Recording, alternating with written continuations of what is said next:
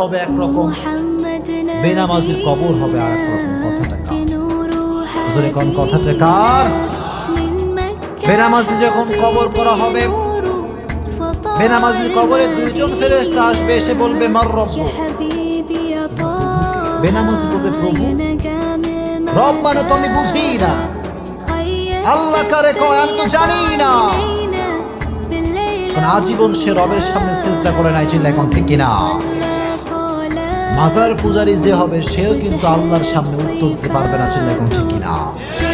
মাজার পূজারী আসনা নাই, মাজারের সামনে সিজদা এরকম লোক আসনা নাই, উত্তর করতে পারবে না।